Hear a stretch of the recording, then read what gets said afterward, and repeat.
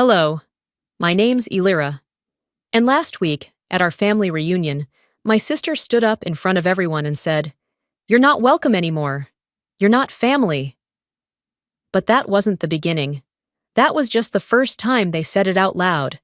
They'd already cut me out of photos, replaced my name on legal papers, passed around group chats calling me the ATM girl. They didn't just forget me, they rewrote me. And now I'm asking myself, was I ever really part of this family? Or just a role they needed filled? I arrived a little early, maybe 15 minutes before the official start. The yard smelled like cut grass and citronella candles. A row of white folding chairs curved around long tables draped in linen. Name cards fluttered in the breeze, pinned under clear plates and silverware polished just enough for a picture. I scanned the lineup of names. Marvin's card was front and center, of course. Aunt Judy had hers right beside Marvine's, and even the cousin who hadn't shown up in 4 years had a spot. But there was no Elira. Not at the head table, not even by the cooler, not anywhere. I stood there for a few seconds, pretending to reread each name. My hands were dry, but I kept wiping them against the sides of my dress like I'd touched something sticky. Maybe they forgot. Or maybe it wasn't a mistake at all. "Must have been a printing error," Marvine said as she passed behind me. Her voice was dipped in sweet tea, but had that sharp edge only she knew how to deliver with a smile. "You'll manage, right?" I nodded once, then walked past everyone and sat down at the furthest end of the yard, where an extra chair leaned unevenly near the trash bin and a stack of spare napkins. Nobody said anything, not a single, "Hey, glad you made it." Just half smiles and raised chins from across the lawn. The food was good. Marvine always went all out for optics. Glazed ham, sweet potatoes with toasted marshmallows, deviled eggs with paprika lined like trophies. I ate just enough to keep my hands busy. The conversations buzzed around me. Wedding plans, new jobs, a baby on the way. No one asked about my life, and I stopped expecting them 2 years ago. After the plates were cleared, I saw it coming, the shift in energy. Marvane clinked her glass with a butter knife, the sound crisp and practiced. Conversations died down. Everyone turned their chairs toward the makeshift platform she stood on, microphone in hand. I didn't expect a toast, but I didn't expect what came next either. "We've talked," she said, holding her wine like she was about to bless the room. "And we've agreed. Elira is no longer part of this family." It landed like a slap, but no one flinched. A few chuckled nervously. Uncle Trey adjusted his collar. My mother looked at the tablecloth. And someone, I don't even know who, actually clapped. I stayed seated, my hands in my lap, my wine glass untouched. I waited for someone to interrupt her. To say it was a joke, but it wasn't. And the worst part? It felt rehearsed. Scripted. Like this was the scene they'd been preparing for, and I'd walked right into it. Marvine continued, still smiling. "This family is about unity, about mutual respect. And some people, some choices, just don't fit that anymore. It's time we stop pretending otherwise." No one looked at me. Not really, not even Mom. Especially not Mom. I thought about saying something, anything, but the words turned to stone in my throat. Instead, I listened to the clink of forks being placed gently on plates, to the wine being poured like nothing had happened. After a while, the applause died down. Conversation resumed, shallow and strained. Someone asked about the price of mulch, another about school schedules. And just like that, my exile was absorbed into the hum of family normalcy. I pushed my chair back slowly, letting the legs scrape the wooden deck. No one turned around. Walking away from the table, I passed the photographer lining up the cousins for a group shot. He asked, "You want in?" out of habit. I shook my head. "No," I said. "I'm just passing through." The camera clicked anyway, capturing a memory I wouldn't be in. As I rounded the corner of the house, I felt the sweat pooling under my collar. Not from heat, but from stillness, like I'd been holding my breath for a decade and just realized it. I kept walking. through the side yard, past the carport, until the laughter faded behind me. I reached the gate that led out to the driveway and paused. Last year, I made a scrapbook, hand-cut pages, captions written in silver ink, laminated photos from every branch of our family tree. I mailed it 2 weeks early. At the time, I told myself it was a gesture of goodwill. Looking back, I realize it was more like a peace offering wrapped in silence. No one ever brought it up. No one displayed it. It just disappeared. Like me. I stood by the gate longer than I should have. The porch lights flickered on behind me. I heard someone shout for more ice. And someone else laughed. Loud, throaty. Maybe it was Aunt Judy. Maybe it wasn't. Did it matter? Not anymore. I turned away from the gate slowly, not because I was unsure of leaving, but because I wasn't sure I'd ever come back. The sun was dipping lower, throwing long shadows across the backyard. I walked back toward the event, blending into the edges where no one would notice me. Not that anyone had before. I wasn't ready to go yet. I wasn't going to give them the satisfaction of watching me walk out like I didn't belong. If I was going to leave, it would be on my terms. For now, I sat in the back row, out of frame, but still in the room. They'd set up a projector under the old sycamore tree. Someone dimmed the lights, and a digital slideshow flickered onto the hanging white sheet.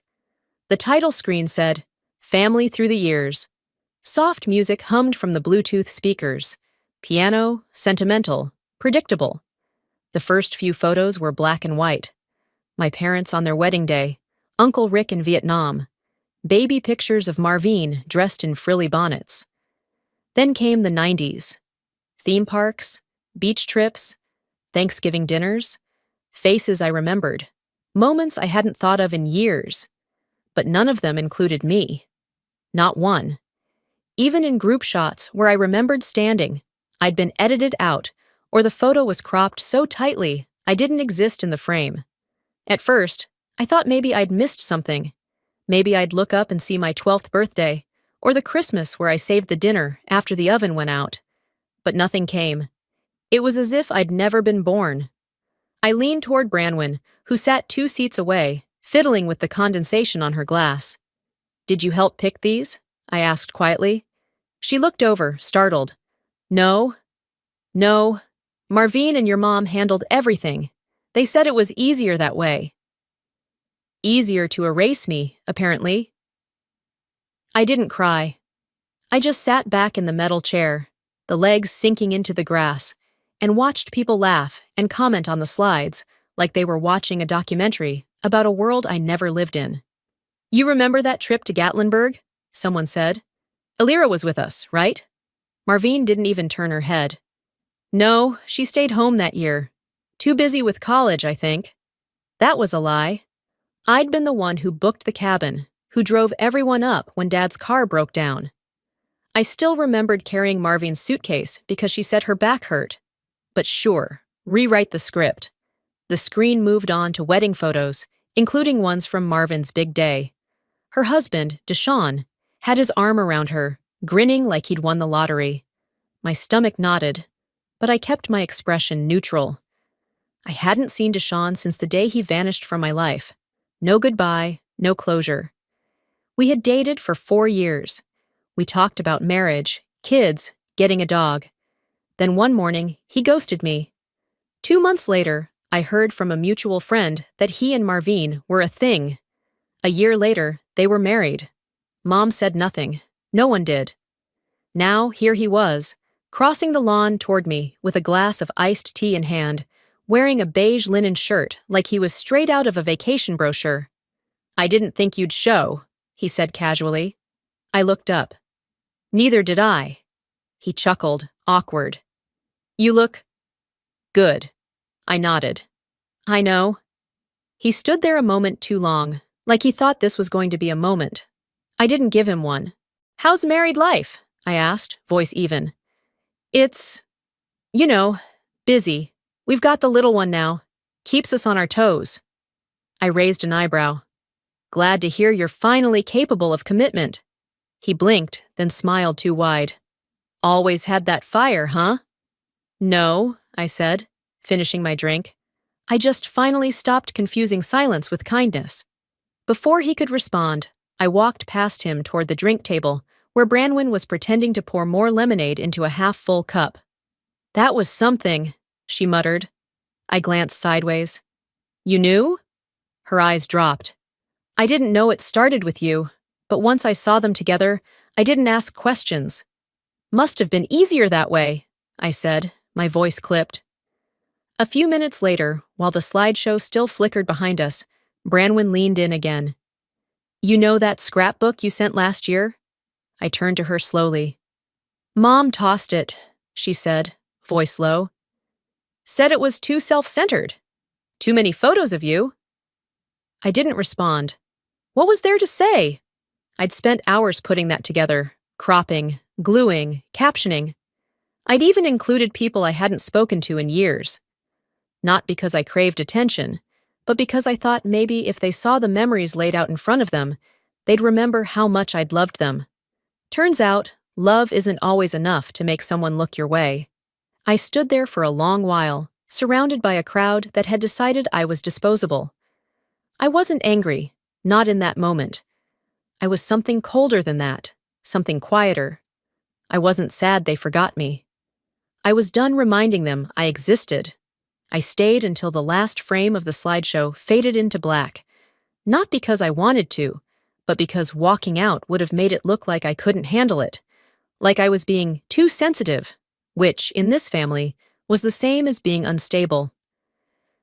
Back at my car, the air had cooled just enough to roll the windows down. I sat in the driver's seat, keys untouched in the ignition, staring at the silence in front of me. A part of me wanted to drive straight back to the motel, take a hot shower, and let the sting of the evening dissolve. But I hesitated. Something in my chest felt unfinished. Then my phone buzzed. At first I thought it was a generic alert. But when I glanced down, I saw it. A message from a group chat I didn't recognize. Legacy Core? I frowned. The only group threads I was part of were work-related or painfully dry family announcements. This one wasn't either. I tapped into the thread and scrolled. The first message was from Marvine. Did Elira actually show up wearing blue? Like, read the room. Then another from Deshawn. She thinks she's classy but walks around like she owns the place. Clydia chimed in. She always wanted to be the martyr. Just give her a check and she'll go away. And then the kicker. ATM girl strikes again. I kept scrolling. My stomach turned. There were screenshots of emails I'd sent when Dad was in hospice, texts I thought had been private, twisted out of context. One message, from a cousin I'd trusted since childhood, read, "She's not generous. She's guilty. That's the only reason she ever helps." It wasn't just mockery. It was a collection, a dossier, like they had been saving every piece of me to pick apart behind a digital curtain. I don't know who added me by mistake, or if it was intentional, a passive-aggressive jab dressed as an oops. But I screenshotted every word. Quietly, carefully, like someone documenting a crime scene no one else believed was real. I didn't text back. I didn't even leave the group. I just sat there, letting the glow of the screen dim against the dusk, letting the mask peel off without resistance. I drove to the motel in near silence. The usual classic rock station felt too loud, too out of place.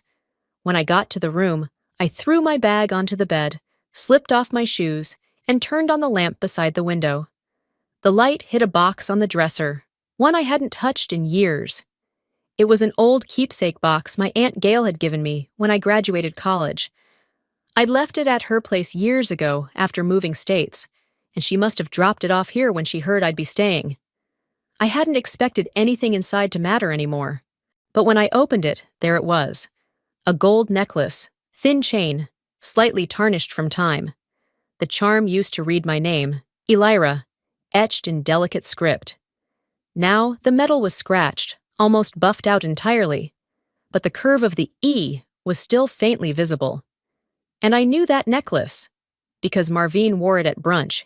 She had it tucked into her blouse, barely noticeable unless you were looking for it, but I had seen it. The same charm, same clasp, same chain, only now with no name. I held it in my palm, turning it slowly. My chest didn't ache.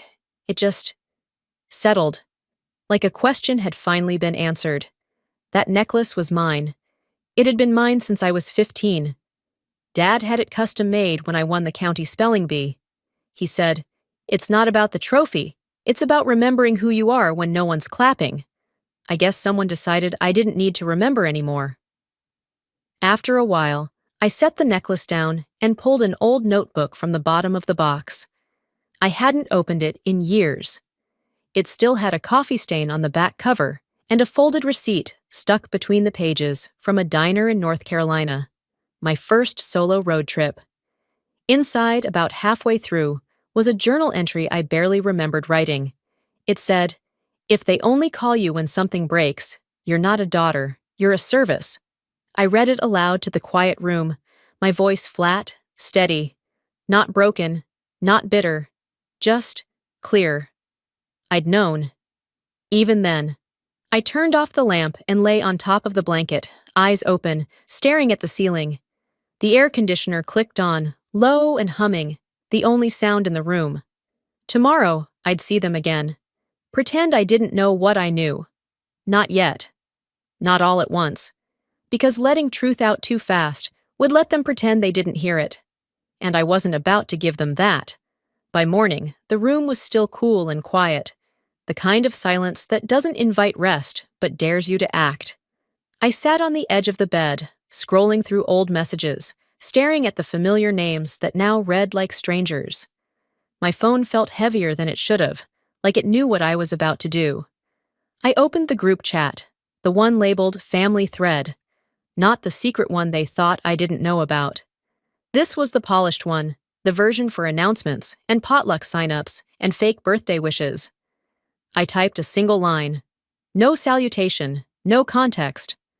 "I've been holding your secret for 10 years. I'm done protecting people who erase me." Then I hit send. Nothing for 5 minutes. Just that little read receipt under each name. Marvine, Clydia, Deshawn, a few cousins. Every one of them saw it, and not one of them answered. Then from Branwyn, a heart emoji, no words. But it was enough. The kind of enough that confirms what you already knew, that someone else had been watching and just didn't have the nerve to say anything until now. I tossed the phone beside me on the bed and took a breath, the kind that doesn't calm you, just clears space. 26 minutes later, the screen lit up again. Mom. I let it ring once, twice, 3 times, then picked up. "Elira," she said, her voice too sweet, too smooth. "I saw your message." I waited. "Is everything all right, sweetheart? Maybe it's not the time to dig up old wounds. We're trying to have peace, aren't we?" Peace. That word always felt weaponized in her mouth. Translated, it meant, don't cause waves unless you're ready to be blamed for the flood. "I think we've confused peace with silence," I said flatly. She laughed lightly. "You've always been dramatic, you know that? Sensitive? Your father used to say you felt things too much. He also used to say I was the only one who cleaned up after the messes." Silence. Then the classic move, pivot and dismiss. "Let's not become the bitter one in the family, okay? That's not a good look." "Thanks for the advice," I said, and hung up. No goodbye, no love you. Just the click of a line that didn't need to stay open anymore. I got dressed slowly. A plain blouse, clean jeans, sneakers. I wasn't planning to go anywhere dramatic. Just to the diner around the corner to get some air, some pancakes, and maybe remember what it felt like to sit somewhere without being judged for breathing. At the booth, between bites, I opened my phone again. Not to check replies. Still nothing for the record. But to open a folder I hadn't touched in over a year. It was labeled just in case. Inside, scanned emails, receipts for loans that had never been repaid, medical bills with my name at the top, but someone else's story tied to them. Screenshots of messages that started with, "L, I know this is a lot to ask," and ended with silence once I paid. At the bottom, one file stood out. Lena Charleston.pdf. I didn't open it, not yet, but I stared at it like it might blink first. That file, those pages, were the one thing I'd kept to myself, the one truth that, if exposed, would crack their polished little story wide open. It wasn't a bluff. It was the reason they'd always tread just slightly carefully, even as they pushed me further out. Marvine's perfect image, her Instagram-ready marriage, the whispered business trips that didn't match her calendar, that PDF held dates, hotel charges, and names. And I'd held it for a decade. Out of grace, out of restraint, out of some foolish loyalty that they'd long ago stopped earning. I slid the phone face down and looked out the diner window. Cars passed. A couple argued quietly near the parking lot. The waitress filled coffee cups like it was muscle memory. No one cared what I was carrying. No one had to. That was the point. When I paid the check and stepped outside, the sunlight was sharp but welcome. I walked down the block slowly, no destination in mind. I just needed motion. Back at the motel, I didn't turn on the TV. I didn't call anyone. I sat by the window and watched the afternoon pass like a train I didn't need to catch. I'd given them a warning. Not a threat. Not a plea. A line. And if they crossed it, they'd find out that the quiet one doesn't stay quiet forever. The next morning, I dressed slower than usual. Not out of indecision, but intention. I wanted to wear something plain, unremarkable, something no one could pick apart later. Gray sweater, dark jeans, a pair of flats I could walk in for hours, if it came to that. Brunch was being held under the big tent in the backyard, a safe fallback in case it rained. It didn't. The sky was obnoxiously clear. Rows of folding tables stretched out under plastic chandeliers, and someone had lit those fake candles again, trying hard to look like warmth without providing any. I arrived halfway through the coffee refill chatter. My seat had no nameplate, again. I didn't bother to ask. Just as I was settling in, Marvine stood up from the head of the table, beaming like she was about to announce a prize. "Before we move on to dessert," she said, her voice just a bit too loud, "let's hear from our little sister. Elira always has the best stories, don't you think?" People clapped, some out of politeness, some because they genuinely didn't see the dagger wrapped in glitter. A few heads turned in my direction. I caught Clydia's expression, tight smile, eyes already scanning for how to control the damage if I stepped too far out of line. I stood, walked to the mic that had been pulled into the center aisle. I could feel the tension before I touched it. Static filled my ear when I spoke. "I just wanted to share a small memory about Dad," I began, my voice steady. "He once told me, the night before his last surgery, that he wasn't afraid of dying. He was afraid of being forgotten." The mic cut. Just like that. I tapped it once. Nothing. A few people chuckled nervously. A cousin behind me said, "Technical stuff, you know how it is." Marvine tilted her head. "Someone check the battery?" Clydia sipped her orange juice like it had nothing to do with her. I smiled, quiet, controlled, and walked back to my seat. I didn't argue. I didn't ask for another try. Instead, I reached into my tote bag and pulled out a folder. Thick. Tabbed. Labeled. I placed it on the table in front of them, calm as laying down a menu. Marvine blinked. "You've been collecting dirt?" "No," I said. "I documented. There's a difference." She reached for it. I let her. Inside were copies of bank transfers from my accounts to theirs. Text messages asking for help. Screenshots of urgent, "Can you wire this just until next Friday?" Emails with subject lines like "emergency" and "only you can help." Itemized invoices from hospitals, tuition payments, car repairs. Everything they'd asked for.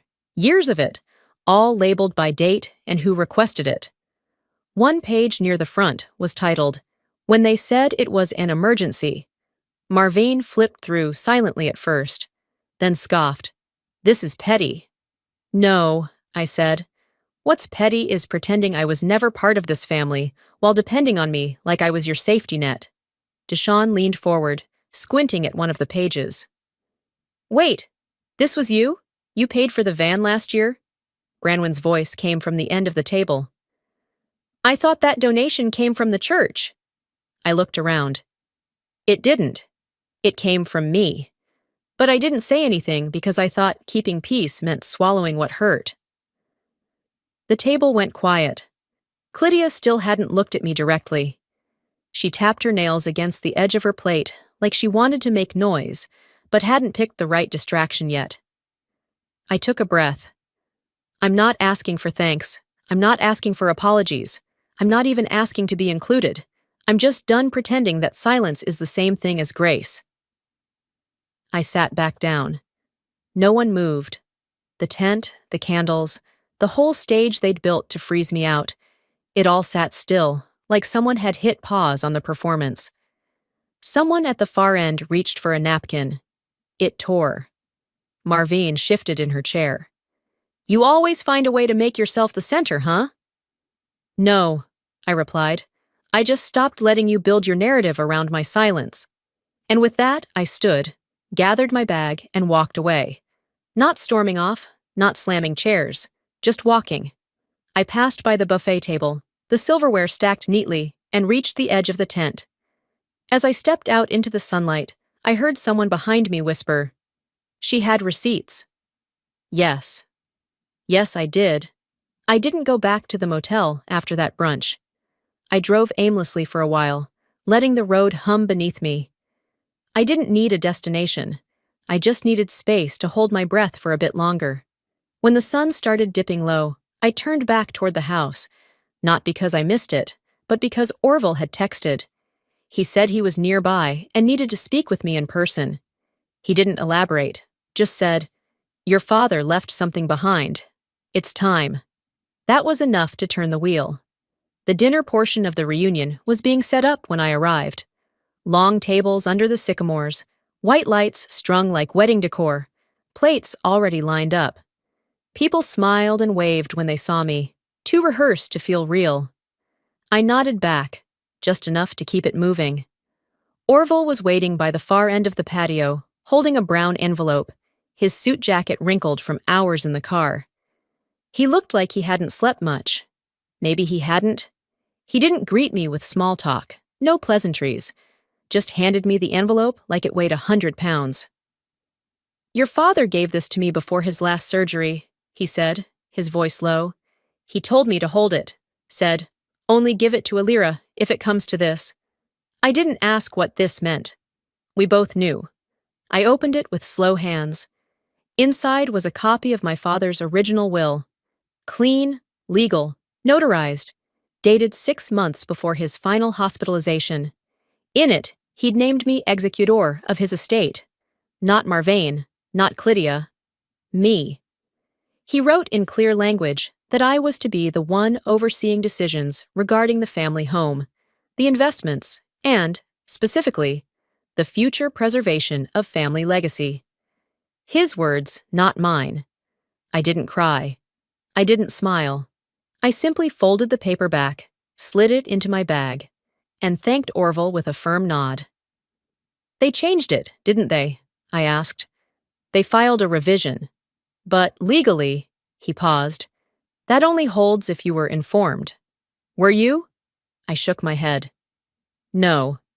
Then you need to do something about it, he said. Because they already are. By the time we returned to the table, the food had just been served. Someone had carved the roast.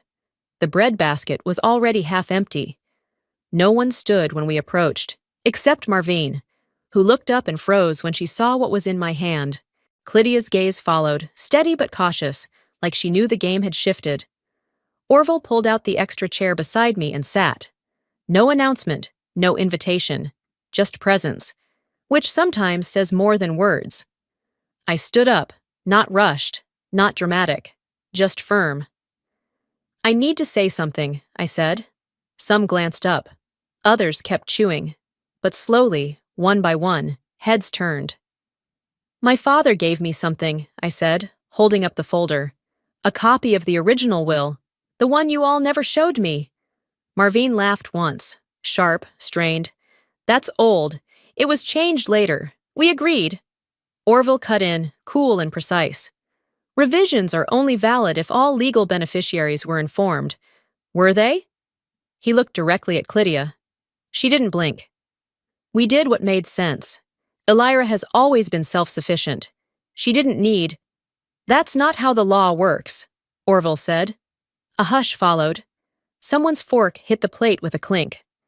Branwen asked, almost under her breath. So, the house? It's hers? I didn't look at Marvane. I looked at the space between us. I didn't ask for this, but I won't let you rewrite history and steal what was meant for me. Marvane opened her mouth, then shut it. The flush in her cheeks was louder than any reply she could have given.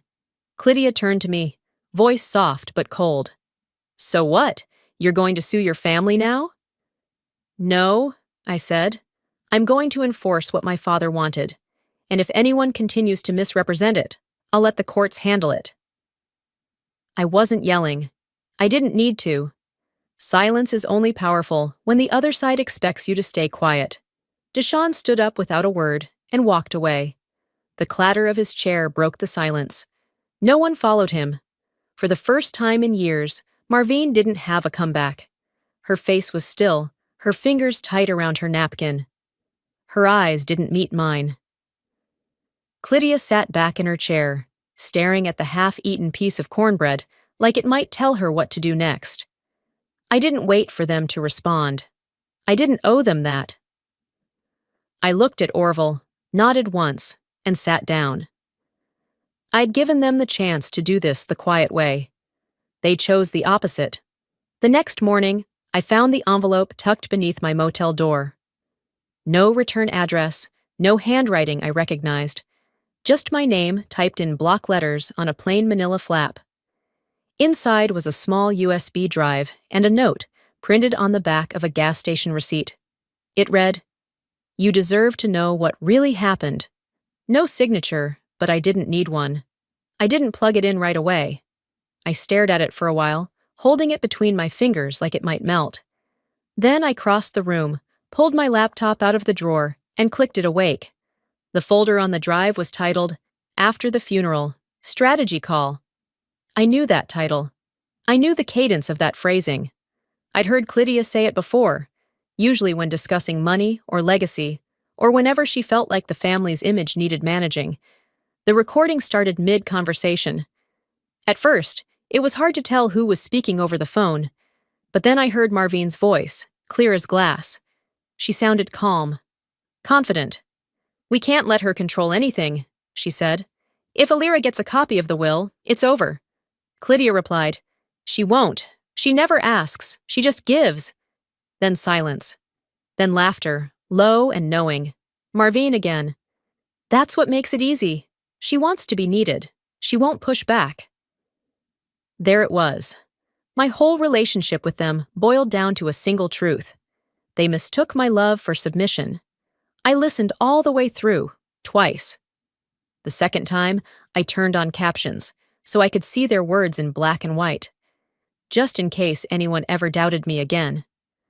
By the time the audio ended, my hands weren't shaking. I wasn't angry. I was done. Not even an hour passed before my phone lit up with a call. Unknown number. I let it go to voicemail. They called again. The third time, I picked up. "Elira!" Clydia's voice was soft. Too soft. "Yes." "I just heard from Deshawn. I understand you're upset." "Is that what you understand?" A pause. Then she shifted tones.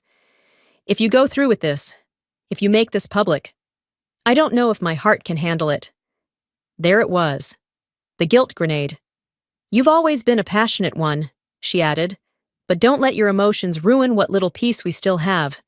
You're better than that, sweetheart." I didn't say anything. "I mean, what's done is done, right?" she continued, almost pleading. "Let's not punish everyone for choices that made sense at the time." I ended the call. No dramatic line, no emotional rebuttal, just silence. Because sometimes the most deafening answer is no response at all. I closed the laptop, took a walk down to the parking lot, let the air settle. There were kids playing soccer across the street, the thump of the ball steady and careless. I stood there for 5 minutes, absorbing what normal looked like. Then I went back to my room, reopened my laptop, and began writing. Not a threat, not a smear, just facts. I started the document like this. My name is Elira Adams. I am the daughter of Henrik Adams. I was the named executor of his original will. I have since been excluded, manipulated, and lied to by those who were supposed to protect that legacy. This is what I know. I didn't list names, not yet. I didn't speculate, I documented. Each entry had a timestamp, a scanned copy, or a recording file ID. I made it clean, professional, not emotional, but unmistakably human. And at the end of the statement, before I signed my name, I added one final line. I was not removed from the family. I left it when it stopped being one. That night, I didn't sleep much. I lay on top of the covers, fully dressed, staring at the motel ceiling again. Same old pattern of peeling paint and water stains. But this time, I wasn't waiting for them to make a move. They already had. And I was done being their cleanup crew. If truth was a bomb, I was done holding the pin for someone else's comfort. The morning after I sent the document, I took my coffee to go and walked the edge of the estate property. Not because I needed fresh air, but because I wanted to see it all one last time. With clear eyes, not the kind that hoped to belong. Tables were already being cleared, decorations tossed into trash bags.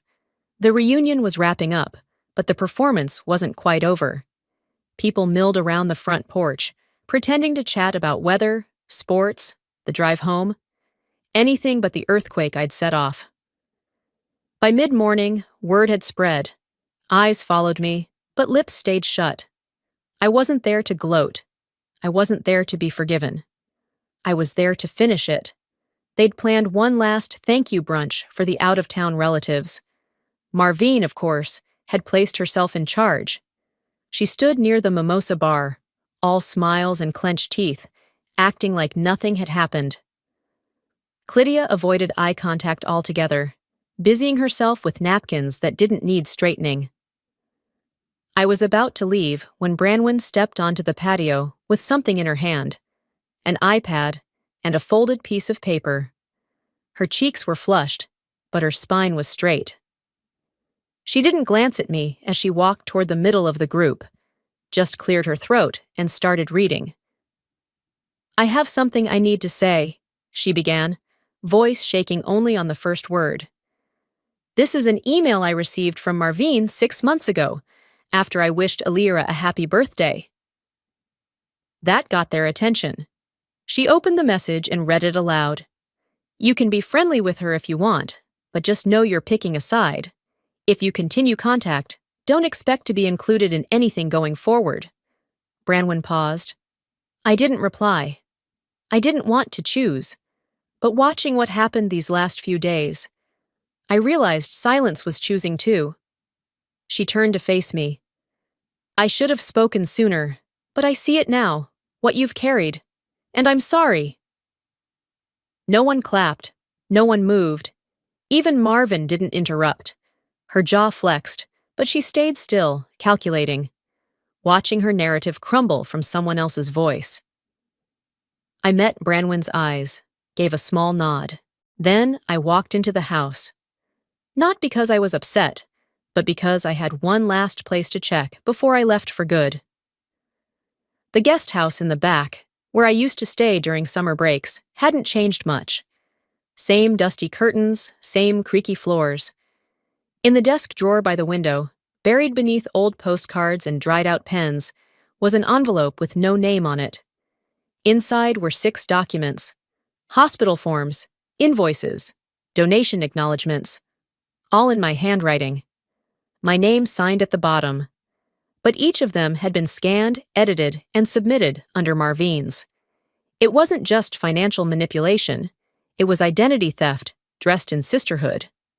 I sat down on the bed, placed the documents in a new folder, and slid it into my bag.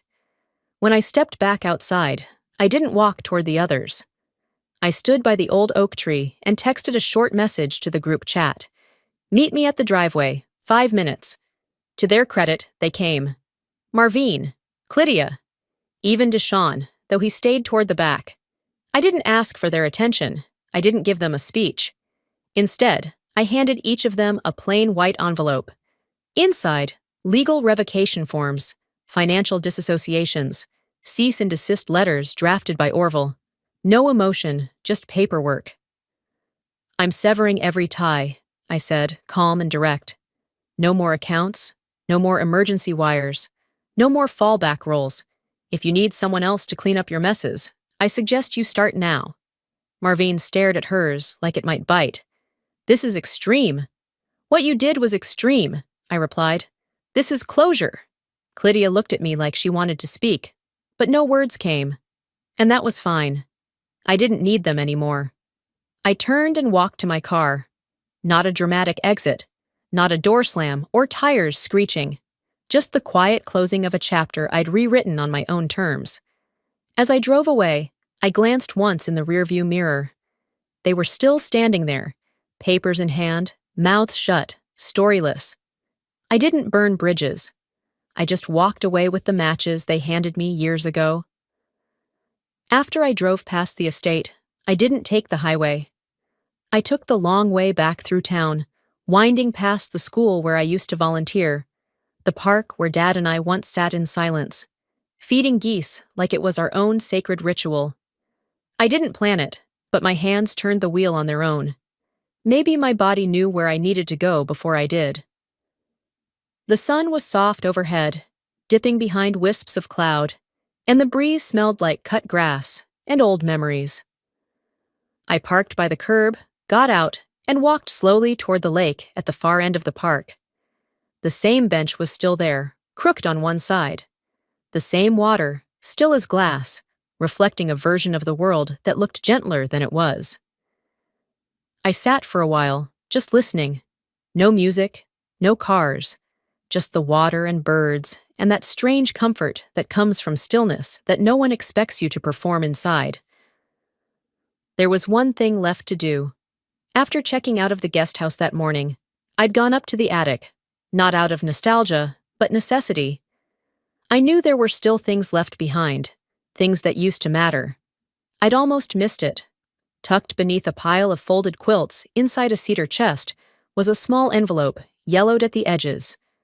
My name was written across the front in Dad's blocky handwriting, the kind he only used when he wanted his words to last.